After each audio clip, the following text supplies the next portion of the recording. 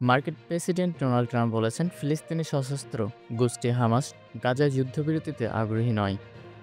তার মতে হামাস আশঙ্কা করছে, যদি তারা সব ইসরায়েলি জিম্মিকে ছেড়ে দেয়, তবে পরে তাদের কী পরিণত হতে পারে তা অনিশ্চিত।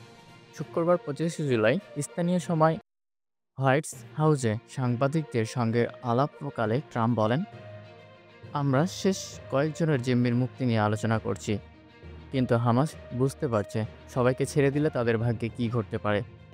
এ কারণেই তারা যুদ্ধবিরতিতে যেতে চাচ্ছে না। ট্রাম্পের মধ্যপ্রাচ্য বিষয়ক দ্রুত স্টিভ উইটকফ এর আগের দিন বৃহস্পতিবার জানিয়ে দেন, যুক্তরাষ্ট্র এই যুদ্ধবিরতি আলোচনায় নিজেদের ভূমিকা সীমিত করছে। তার অভিযোগে হামাসের পক্ষ থেকে এখানে কোনো আন্তরিক আগ্রহ আমরা দেখতে পাইনি। এদিকে ইসরায়েলও যুদ্ধবিরতিতে আলোচনায় অনাগ্রহ দেখাচ্ছে। তারা কাতারে চলমান মধ্যস্থতাকারী আলোচনাগুলোকে থেকে তাদের প্রতিনিধি দল ফিরিয়ে নিয়ে এসেছে। বিশ্লেষকদের মতে যুক্তরাষ্ট্র ও ইসরায়েল উভয়ই কেবলমাত্র জিম্মি মুক্তির স্বল্পমেয়াদী লক্ষ্যে আলোচনা করছে, দীর্ঘমেয়াদী শান্তি বা যুদ্ধের সমাপ্তি নয়। হামাস যুক্তরাষ্ট্র এমন অবস্থানে প্রকাশ করছে। গোষ্ঠীটি জানায়, তারা যুদ্ধবিরতির জন্য মধ্যস্থতাকারীদের প্রচেষ্টা সফল করতে আন্তরিকভাবে কাজ করছে।